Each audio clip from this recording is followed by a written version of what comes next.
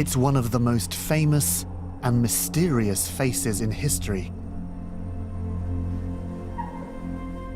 A teenage pharaoh who ruled over ancient Egypt. Tutankhamun. But who was Tutankhamun? How did he live? And most intriguingly, how did he die?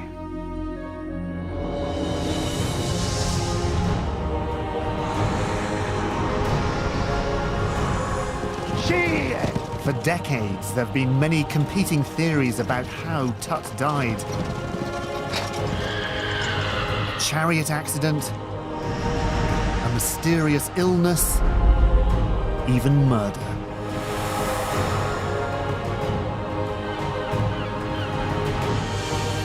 Now, we're getting closer to solving this mystery.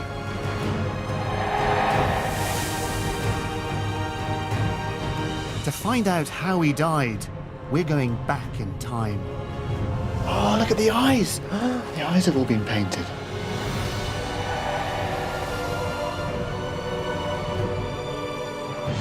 Using 21st century science, we'll be carrying out a virtual post-mortem on the pharaoh's body. It's just mind-blowing, the views that you get.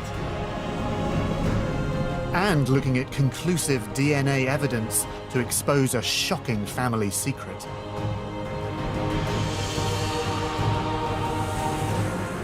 Fits together. I said, oh my God, this cannot be true. We found it, we've got it finally.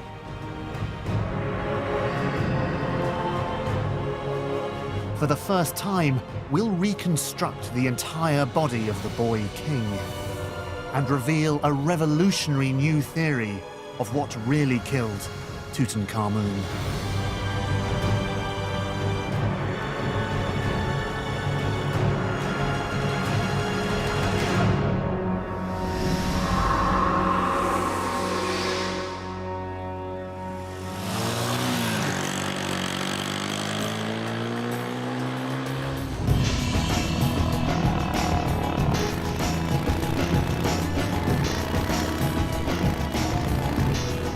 The investigation begins here, on the edge of the blistering Sahara, in one of ancient Egypt's most sacred places.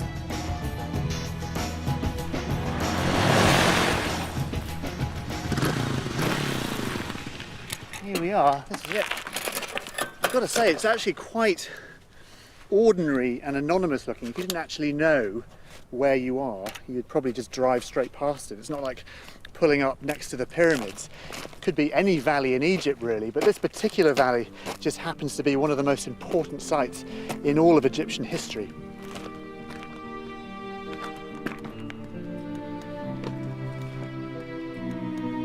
It's the final resting place of the great pharaohs.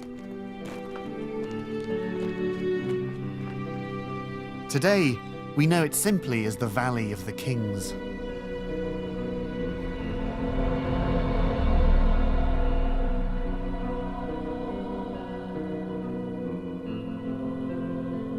Up here you get a wonderful sense of the valley, so you look down it and you can see how all the different tombs are laid out, but you also get a terrific sense of the physical geography of the valley. So behind me you've got these wonderful cliffs that form a natural barrier.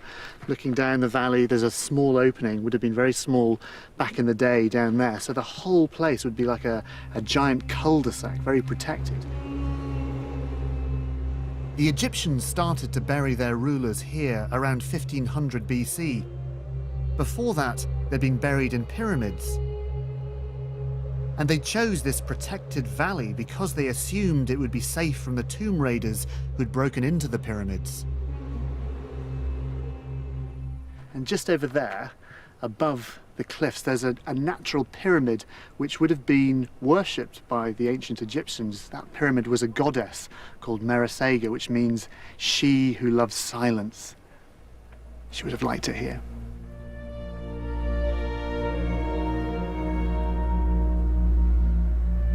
Over the centuries, thieves managed to raid all of the tombs in this valley, except one, this one.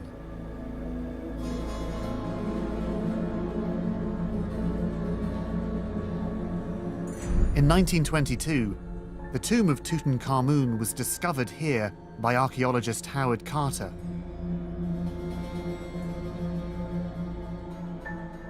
Inside was a breathtaking treasure trove that made the name Tutankhamun known across the world. Given that he's so globally famous now, we actually know remarkably little about Tut's life. And that's partly because his reign was cut short when he was around about the age of 19. But it's his cause of death that's become one of Egypt's most enduring mysteries.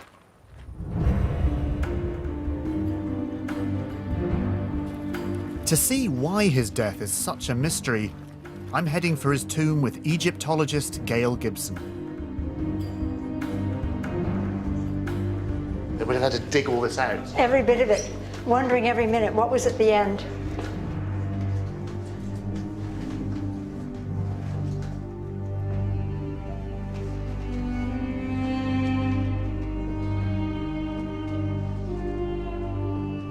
From the moment Howard Carter entered this place, there were signs that there was something strange about Tut's death. Why give him this? For a start, when compared to the other tombs in the valley, this one was a lot smaller. It is surprisingly small. It's not at all what you'd expect for a royal tomb. It is very strange, this very bare and small tomb. This was the room with the chariots and beds and boxes and all kinds of stuff.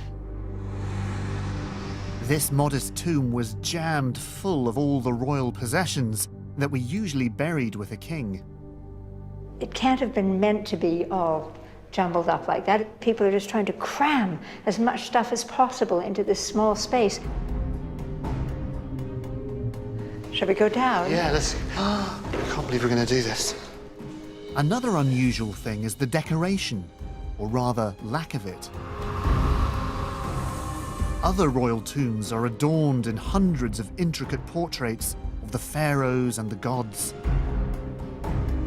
By comparison, this one just doesn't look very royal. And the paintings here are interesting. Everything is on a very large scale. Very mysterious. These are odd paintings for a king. And lastly, on top of the paintings, something that's only recently been identified. 3,000-year-old mold. It looks like these paintings were done on wet plaster, very fast, painted on, and then bang, bring in everything, close up the tomb very quickly. But this is still wet, and so the mold has a chance to grow, even though there's nobody here for the next 3,000 years. So it kind of does suggest a hurried burial, perhaps. You know, caution, wet paint, never mind, we'll just seal it up anyway. I think that's one of the best bits of evidence that it's a rush burial.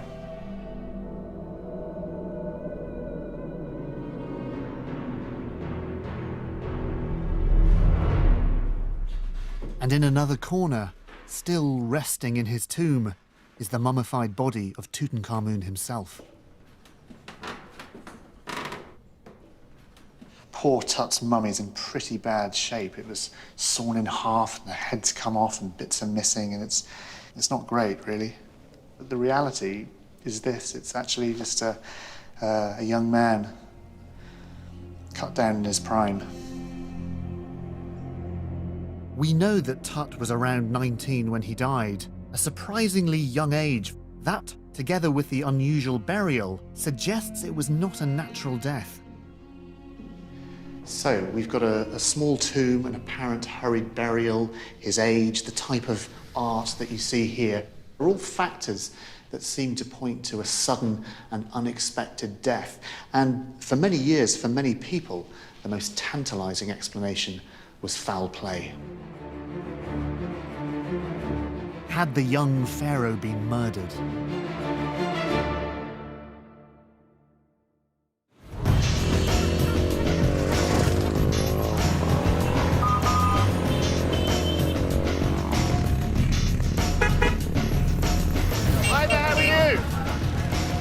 If he was murdered, then there must have been a motive.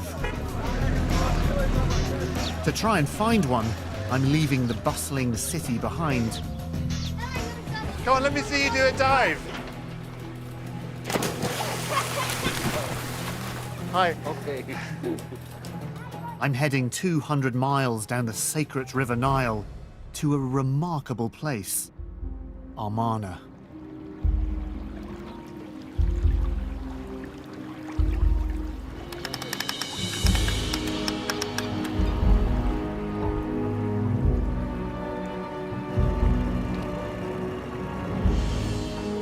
The murder theory gathered pace in 1968, when for the very first time, scientists X-rayed Tut's mummy.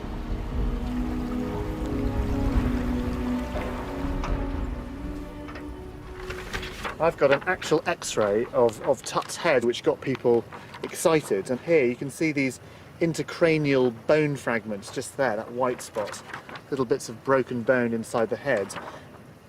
These things were interpreted as possible evidence for a blow to the head. But why would anyone assassinate a pharaoh? They were the ultimate political and religious leaders of the country, but much more than that. Pharaohs were seen as living gods, so the idea of murdering one is even more extreme than killing a mere mortal. And actually, throughout Egyptian history, we see very, very few examples of pharaohs being bumped off.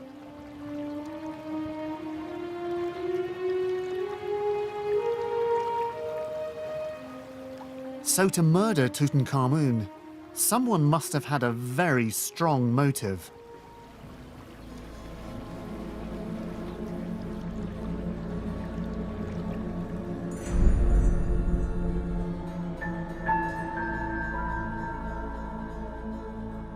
I've arrived at Amarna. This city was built by Tut's predecessor, the rebel pharaoh Akhenaten. The clues to the murder plot lie hidden in these remains. And it all hinges on Akhenaten's obsession with one god, the sun disk, the Aten. Akhenaten worshipped the Aten as the supreme god, the giver and creator of life, and he did it right here.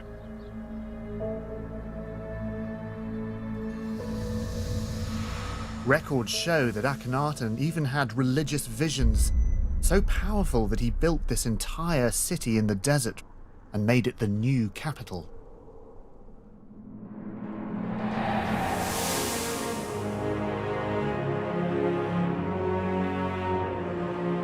It ran for about 6 miles along the Nile.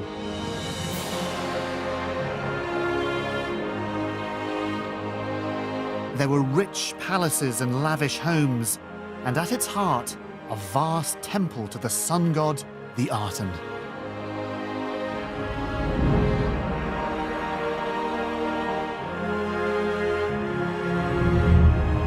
But what the pharaoh had done here was more than build a new city. He'd created a new religion, with the Aten as the supreme god.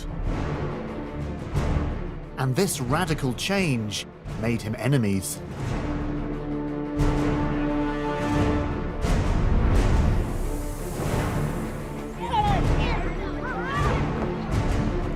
When Akhenaten died, the young Tutankhamun inherited a country in chaos and many powerful enemies.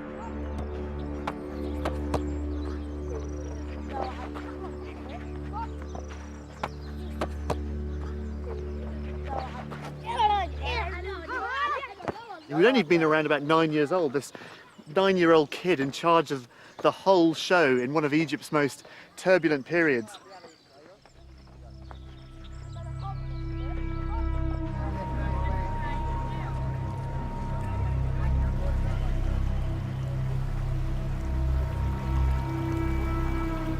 The murder theory suggests that when Tut reached maturity, his advisors, fearing for a loss of their own power, or perhaps wary of a return to the previous regime, had him killed.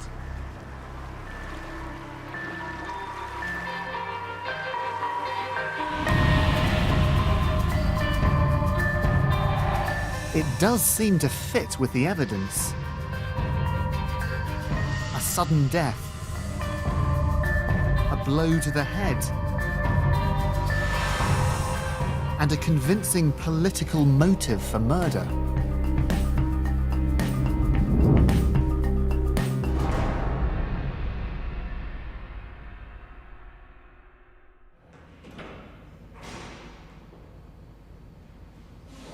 But now new scientific evidence is challenging this. I'm about to attend an autopsy, a virtual autopsy, on Tut's 3,000-year-old body. Shall we bring up our subjects? Oh, do you think? okay. Shall we have a little look? Our great king. Yes, sure. Here he is. Here we.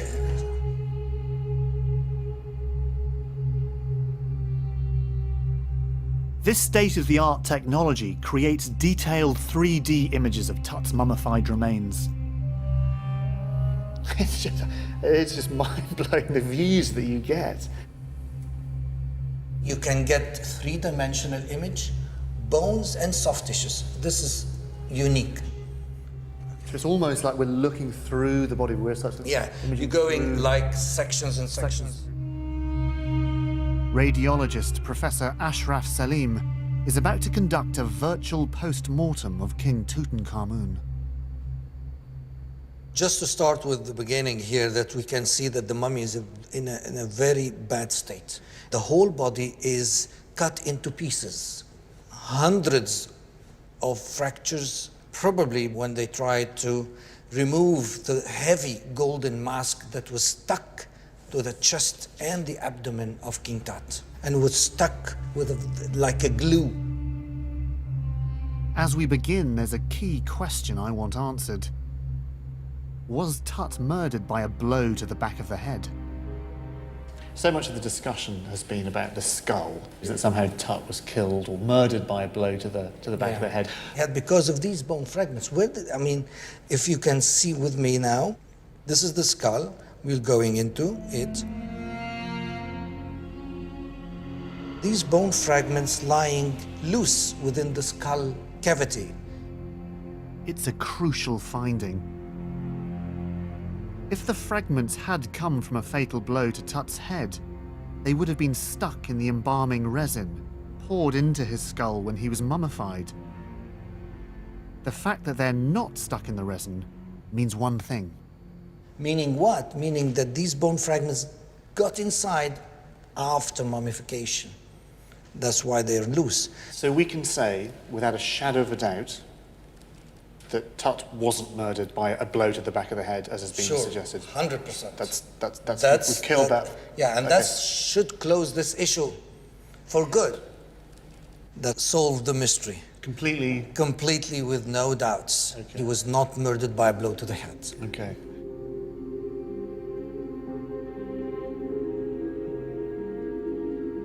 So if it wasn't murder, then what killed him?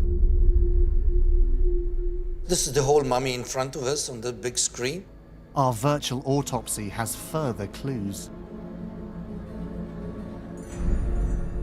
All the bones are fractured. Most, if not all, 99% of the fractures were induced post-mortem. The virtual autopsy shows the clear evidence that these bones were broken after Tut died. A huge amount of damage was done when the mummy was moved by Howard Carter. Are there any breaks that we can categorically say this happened before he died? It's only one site that we could say that. It's the knee. This is the fracture. So this is the fracture here, this black This area. black area.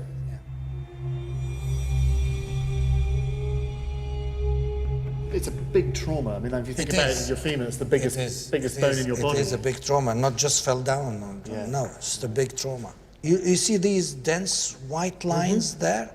This is the resin that coated the fracture edges. This fracture happened shortly before he died and before embalming. This fracture happened so close to the time of death, it's almost certainly linked to what killed him.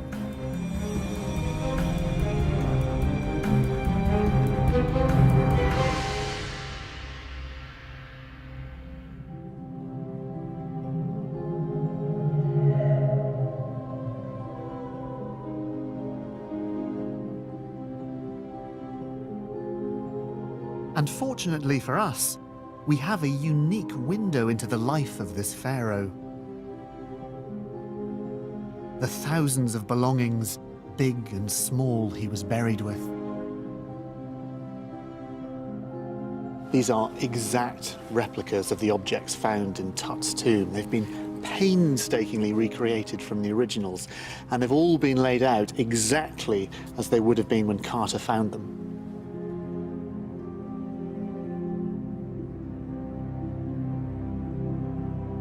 Because, like all pharaohs, Tut was considered a god. He was buried with the things he would need in the afterlife. These objects give us a picture of what really mattered to this young man. This is interesting. This is a dismantled chariot, or rather 6 chariots that were found in the tomb altogether, and obviously you had to dismantle them to be able to get them inside. Down here would have been leather webbing that you would have stood on, and you can see along here that's the shaft that would have attached to a pair of horses to drag you across the desert at high speed. In ancient Egypt, chariots were used for hunting or battle. And in Tut's tomb, there wasn't just one, there were 6.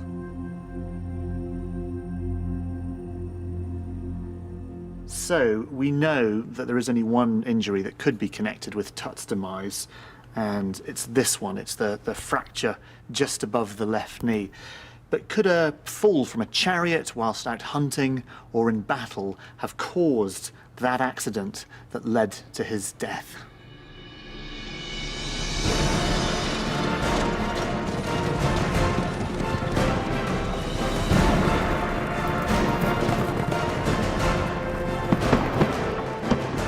Knowing the exact nature of the injury, we can now try and find out what might have happened.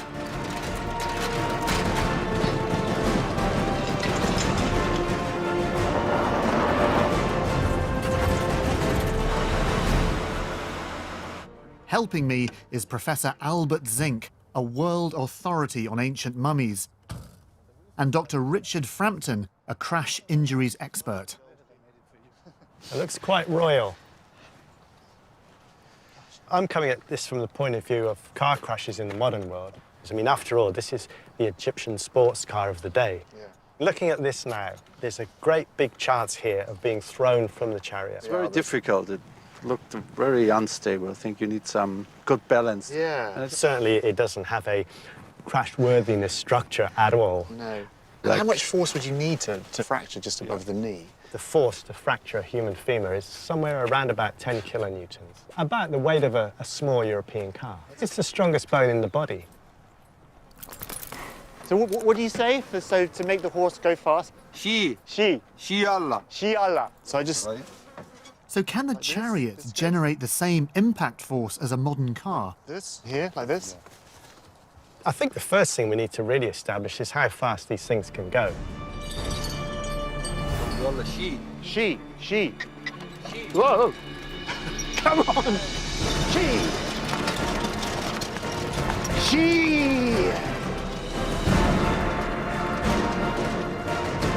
Richard is measuring my top speed. She! And after a little bit of practice and some gentle horse whispering,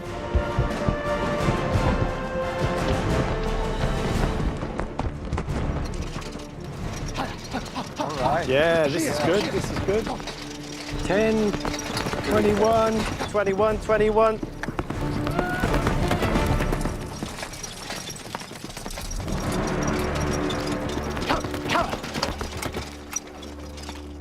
great, you did it. Absolutely flying. How was that? 21 miles an hour. 21? Yeah. That's not bad. If I'd come off, and I didn't, thankfully.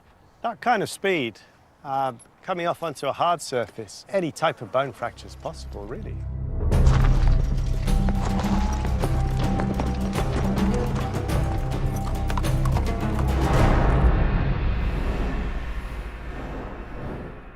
Among Egyptologists, a chariot accident is one of the more accepted theories of what killed Tutankhamun. But there's one thing that really struck me about riding that chariot.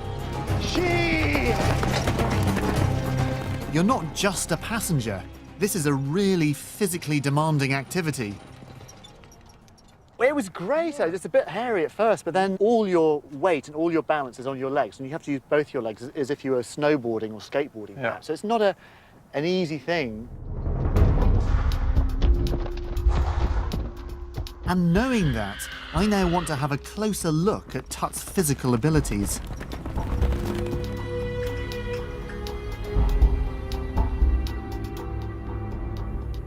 And that means a closer look at the virtual autopsy.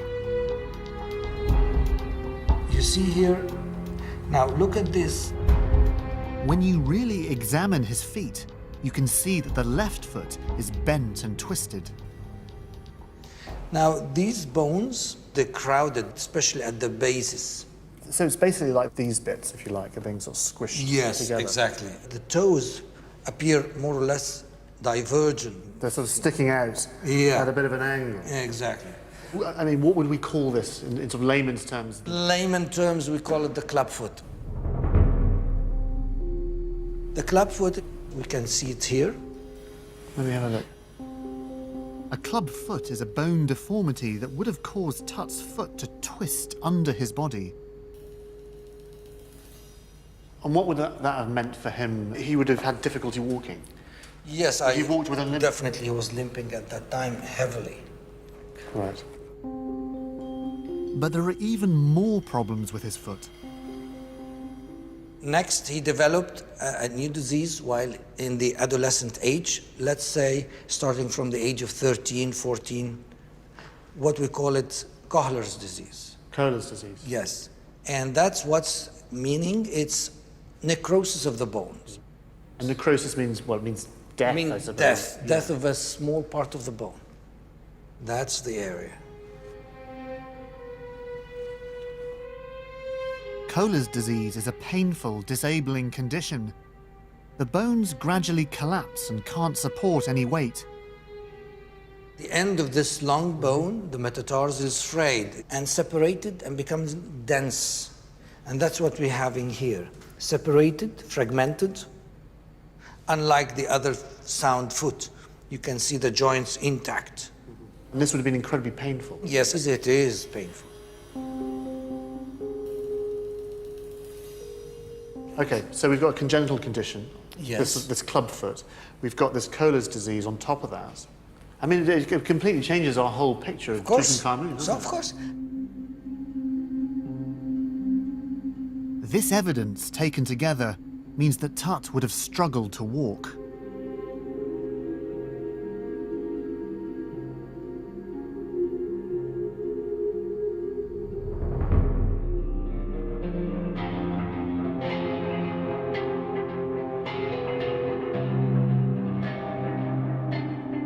Pharaohs, of course, like to portray themselves as great warriors and heroic leaders.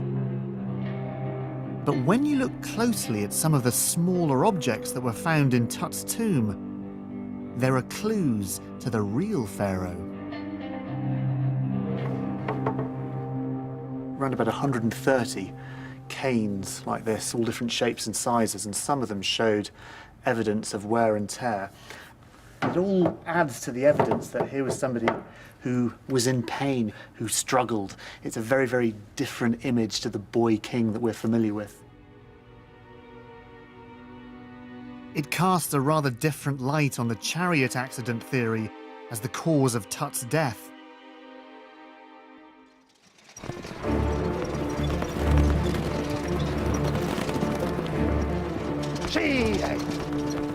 I've experienced how physically demanding it is to balance and steer a chariot. So how could Tut do it with his acutely painful condition?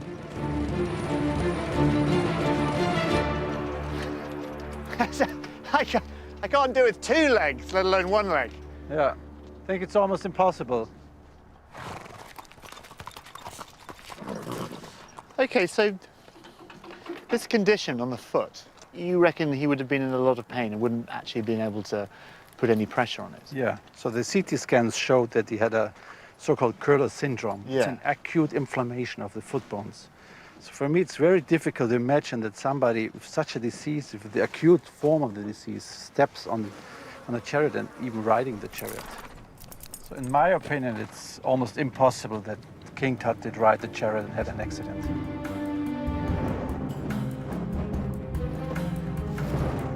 So whatever caused Tut's injury, it seems unlikely it was done riding a chariot.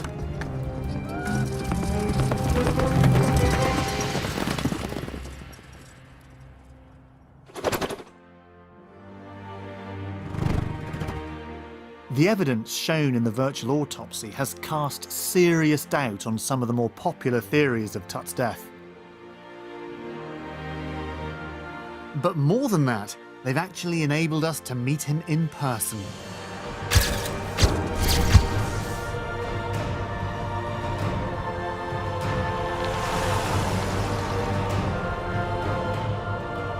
Using forensic reconstruction techniques, we've recreated Tut's face and his entire body. This is the first ever accurate full-size image of him.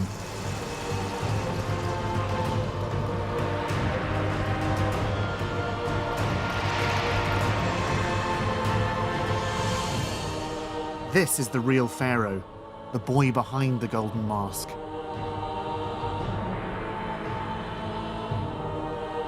And the problem with his foot is the most important clue as to what might have killed him.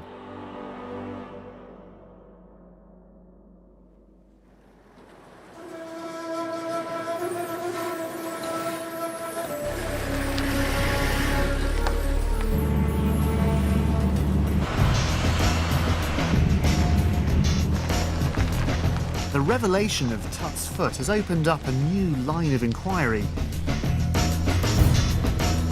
It's a defect that can be genetic and could have been passed down by his family.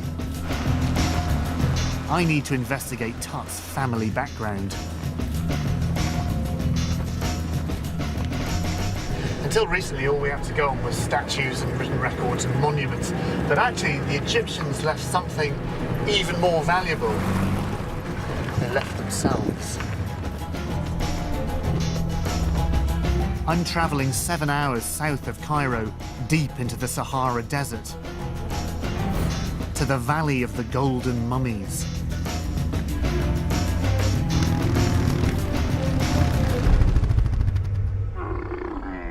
This is one of the places in Egypt where mummies still lie where they were buried.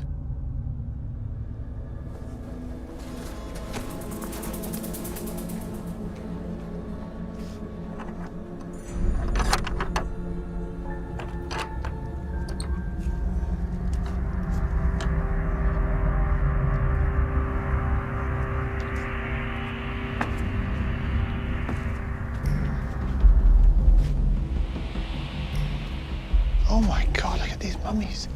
It's just mummies just stacked up. Jeepers creepers, this is the stuff of nightmares right here. And you can make out their expression. Oh, look at the eyes. The eyes have all been painted. God, look at this. You can actually see they've been gilded, they're gold. You can just see on the nose there, look. They've all been painted. The Egyptian technique of mummification aimed to preserve the entire body, hair, skin, teeth, and bones for eternity.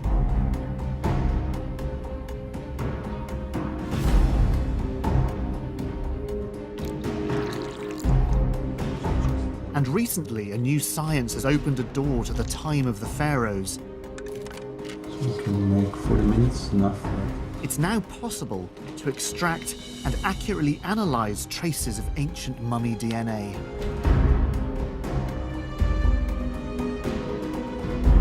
But what makes it so difficult is that after 3,000 years, little DNA survives, and it's easily contaminated. So Professor Zink had to go deep into the bones to get his samples. And he extracted DNA from the most famous mummy of all.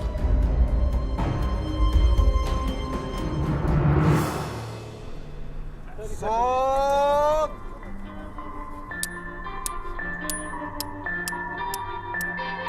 I'm meeting up with him in the desert to hear about his results.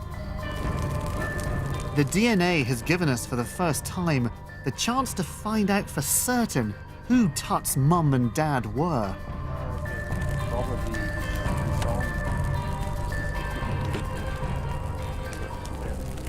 Getting DNA out of ancient Egyptian mummies is almost impossible. In the beginning it was a mess, but when we managed to get this away, to clean out the samples, we got really pure DNA to manage to tell something about him and especially about his ancestry. To untangle Tut's complex family tree, Albert analysed DNA from 10 royal mummies suspected of being related to Tut. One was Akhenaten, the rebel pharaoh and Tut's predecessor. Of course, sons often succeed their father, but it certainly wasn't always the case. There was one idea that maybe the skeleton of Akhenaten was the father, but nobody had the proof for this. And the only way to find this out was to analyze the DNA. He began by analysing the Y chromosome, which is only found in males, comparing Tut's with Akhenaten's, also known as KV55. We got from both mummies good results and we could compare them. As you can see here, where they put them also here, you get this peak here, and this is for King Tut. Yeah. And you get the same peak here for Akhenaten. The match of the Y chromosome established there was a blood relationship between Tutankhamun and Akhenaten. But this only shows you whether they are paternally related. That means they could be also father and grandson, they could be father and cousin, father and brother. So we need to go to the next step and make a complete genetic profile, a so-called genetic fingerprinting. Yeah. Okay. So it's not just the Y chromosome. It's a whole battery of different exactly. tests. Okay. We compared the genetic fingerprint of King Tut and KV55. And in every one of these we have the same marker in King Tut and KV55. And these results clearly showed that they are father and son. Professor Zink had proved who Tut's dad was. It fits together. I said, oh my God, this cannot be true. We found it, we've got it finally. So there's no doubt, there's no debate anymore. There's no debate anymore.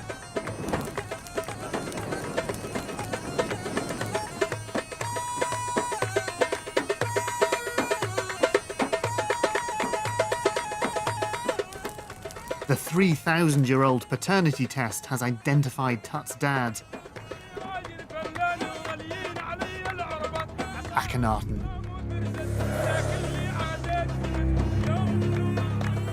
But that's only one half of the puzzle. The real mystery is who his mum was.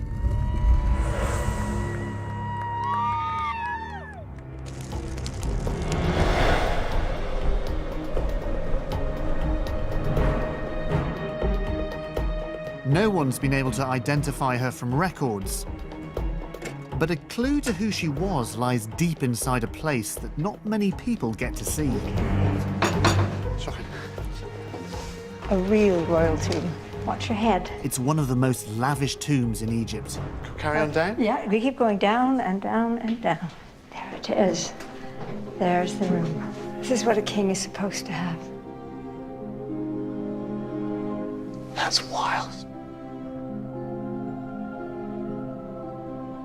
The tomb belonged to Amenhotep II, and it's a world away from the basic adornments found in Tut's tomb. When it was discovered, did they actually find the king himself? Yes, he was in his own sarcophagus right there, which is pretty wonderful. It's amazing, isn't it? Yeah. But the real find here was the discovery of an extraordinary group of royal mummies, all thought to be linked to Tut's father, Akhenaten. There were 3 bodies on the floor. Yeah. A person they call the elder lady, a young boy, and a very mysterious younger lady. And have we any idea who the younger lady is? For a long time we had no idea, but now the suspicion is that she's King Tut's mum.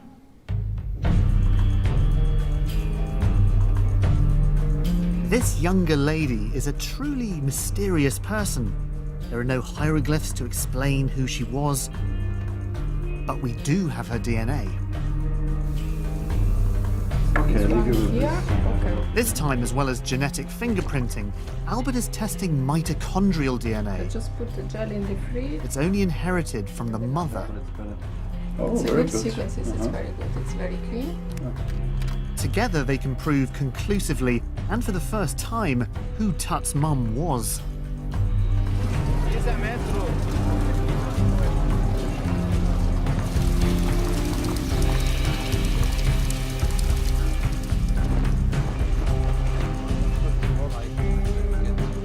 To reveal the results, we're going to the famous Egyptian Museum in Cairo to meet the younger lady face to face. So here we are. Here we are. Gosh, she's in pretty bad shape. But maybe it's because she had a big injury in the face here. And the pattern of the injury is typical for a horse kick. Oh gosh, so that damage was actually done when she was still alive. So, Yeah. I think it's actually the cause of death because there's no signs of healing. So what do we know about this mummy, and what work have you been able to do on it? We did some CT scans of this mummy. We found out she had a little extra single bone on the back of her skull and the sutures, which is quite uncommon. But the same little bone we found in King Tut also. And this was really surprising, and this made us believe, oh, maybe there's a link between these. And then you do the DNA work. Now, what did you find with the DNA work? We took samples from this mummy and did the DNA analysis. So I was sitting in front of my computer late at night in the laboratory, looking at the data, a lot of numbers. Slowly the picture comes together, and I aligned all the different numbers, and I saw, well, they all look the same. King Tut, younger lady, wow. Oh my God, that's it. This is the mother of King Tut. I can't believe it. It was like, I was shocked. I cannot believe it, this is true. We really found out who is the mother of King Tut. I mean, that's a huge discovery. This is really more than a dream come true. I think it's the most important findings I made in my life.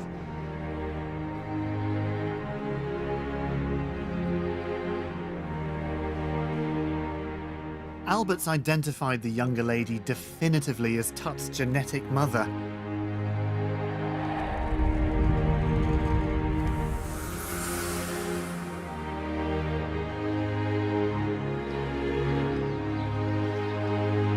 We're finally getting closer to Tutankhamun and his relatives, catching glimpses of them not as great rulers or gods, but as a family. This is the tomb that was probably meant for the younger lady.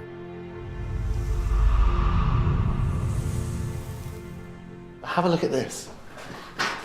This is an image that's really intrigued people since this tomb was discovered. You can see it's not very clear, but it's a woman in profile. You can just see there's her feet there up to her head, and she seems to be holding an umbrella or a parasol of some kind, and there's perhaps a nurse behind her looking after her. And she seems to be holding a figure, a baby. Could that be the very first baby picture of Tut?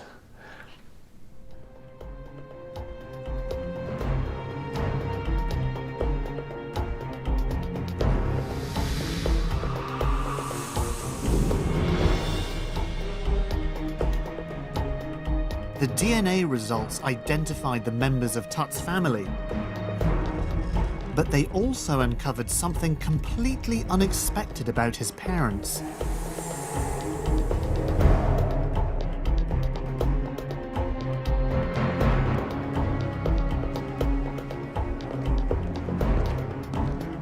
When he compared the DNA of Tut's father, Akhenaten, with the DNA of Tut's mother, Albert made a remarkable discovery. And you know, there's some more I can tell you about these two mummies. It's not only that this is the father and this is the mother of King Tut. They turned out that they're brother and sister, which was a big surprise for us. So Tut's mother and father, so their mother and father, they were also brother and sister. So Tut was a product of incest. That's right. I mean, it turned out, wow, they're brother and sister. A lot of incest happened They didn't like to get royal and non-royal blood mixed, so they tried to keep it within the royal family. The ancient Egyptians believed incest kept the bloodline pure. In reality, of course, it did the opposite. They would have had no idea about the health implications of incest. We know that this can have a negative impact on your health, and it caused a lot of troubles in the health of the offspring. The DNA tests proved that Tut's parents were brother and sister. Tutankhamun was a product of incest. So, meet the parents. This is Tutankhamun's dad, Akhenaten. And if we come this way, next to Dad, we've got Tutankhamun's granny, who looks the best out of all of them, actually. And here, we've got Tutankhamun's mum, who's also his aunt, which makes Dad also his uncles, because they were brother and sister as well.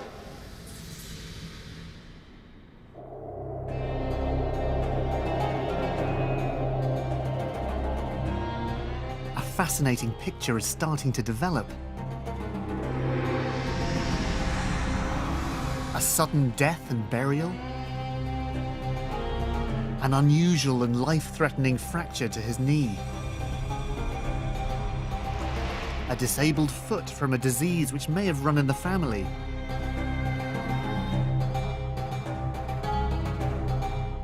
And incest, which dramatically increases the chance of inheriting certain diseases.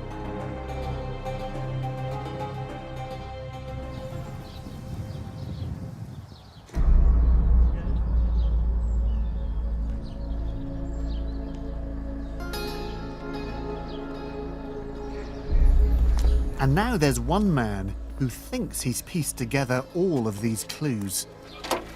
Okay, just want to be really careful coming in here. There's a big hole. Oh, and the light.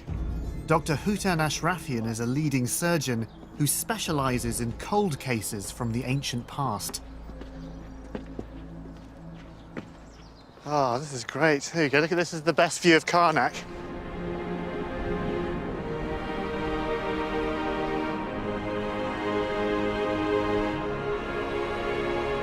From this vantage point, we can see the whole of Karnak beneath us. It's the biggest temple in ancient Egypt, built by generations of pharaohs, including Tut and his ancestors. By studying the entire family history, Hutan's noticed 3 distinct medical patterns that could help explain how Tut died.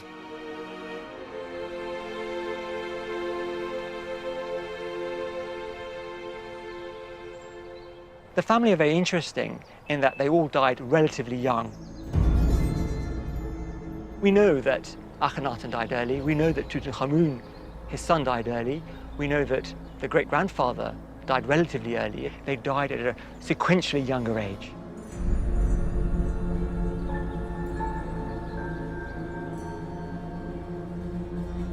But couldn't that just be due to other causes? That, you know, by chance they all died at particularly young ages for a whole host of reasons? Of course, certainly it could be, but there is a pattern there, and it would be unfair for us to discount that.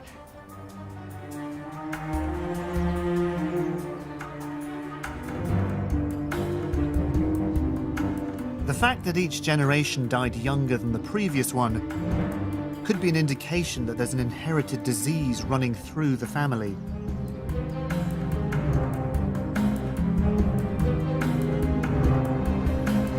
But what was it? There are clues in some of the artwork of the period.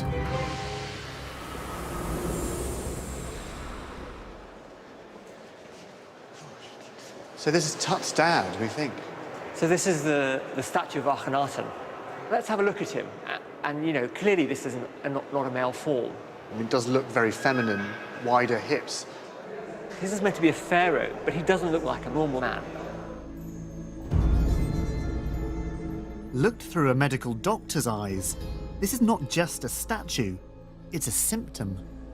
But aren't we just seeing an exaggerated, stylistic, symbolic art style? It could be, But actually, we know that Akhenaten himself, during his lifetime, asked for things to be depicted according to real life. Yeah. And so if we take that on board, then clearly this figure's abnormal. These feminized features like wider hips and enhanced breasts suggest some kind of hormone imbalance, and they appear throughout the generations, including Tut himself. It's a hormonal condition which can be passed down through the genes that will cause them to look like a woman.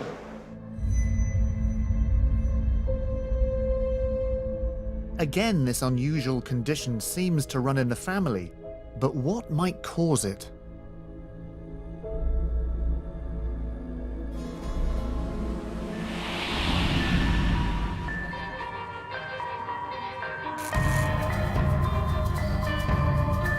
To narrow it down, Hutan's identified another pattern. And evidence of what it is can be found here, in one of the most famous sites in ancient Egypt.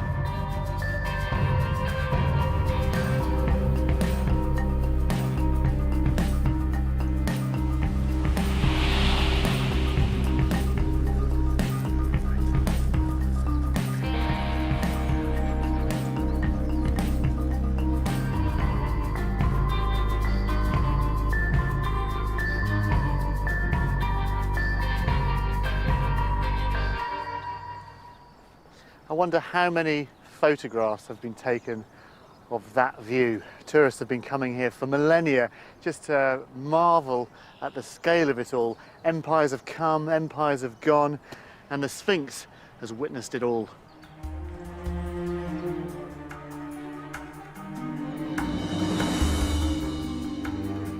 The final clue to this family condition lies in an unlikely place between the giant paws of the Sphinx.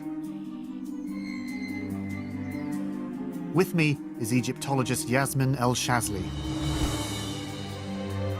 Gosh, I've never been this close to it. Yes, it's Hi, beautiful. Sphinx. Isn't it? It's amazing. This stone tablet is known as the Dream Stealer of Tutmosis IV, who was Tut's great-grandfather. And it tells the story of a strange hallucination. It says Tutmosis IV was on a hunting trip, and then he decided to take a rest, and he fell asleep, and he had a vision. Back then, the Sphinx was covered in sand up to its neck. The Sphinx was telling him, please, if you remove the sand from my body, I will make you king. Right. Tutmosis IV removed the sand from the body of the Sphinx and cleaned the Sphinx and became king.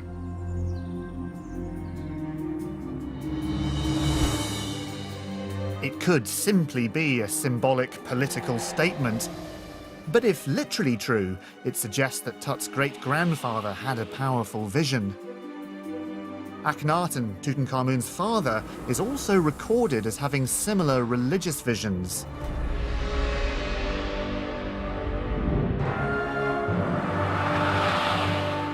This family pattern is the final clue. Hutan now believes he knows what killed Tutankhamun. It's an illness that can be inherited, that causes early death, affects hormone levels, and crucially, triggers visions.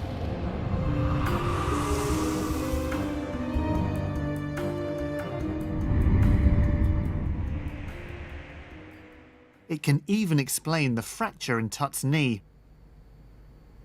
Adding together everything that happened in his life and his whole family line, if we add all of that together and we say, what could describe this condition? And we have now the tangible evidence from the body with a fracture. The only thing that adds all those things up at the moment is that he might have had temporal lobe epilepsy.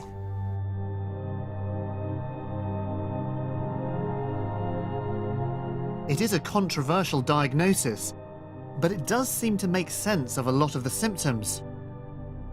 Epilepsy affects the brain, causing hallucinations. It can interfere with hormone production. And the seizures themselves can lead to unexpected fractures. We have to think about Tutankhamun as someone who's epileptic, but without treatment. And without treatment, you have a much higher risk of having unexpected falls, unexpected accidents, and unexpected fractures as a result. So let me be clear, it's not the epilepsy itself that would have killed him, it's the epilepsy that could have led to a fracture, which would then have... Absolutely. would So then have the killed him. epilepsy would lead to the fracture, and the fracture would have all sorts of complications like bleeding and infection, and that's probably what killed Tutankhamun.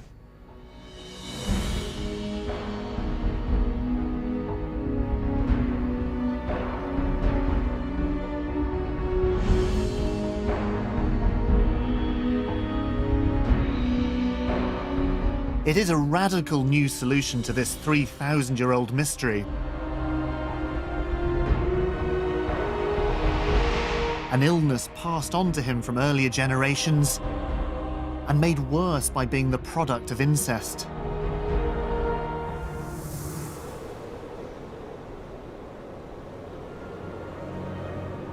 At the age of 19, the body of Tutankhamun was put into a tomb in the Valley of the Kings,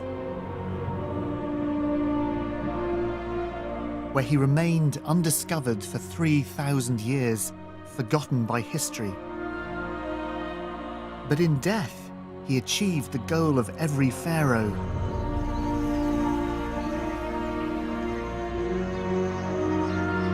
To cross the vast ocean of time and keep his name alive.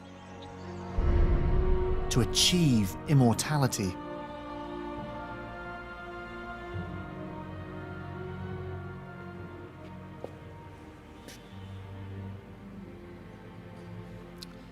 This is much more than just the most famous treasure ever discovered. It's more than just a mask. The mask is Tutankhamun. When people look at it, they say his name.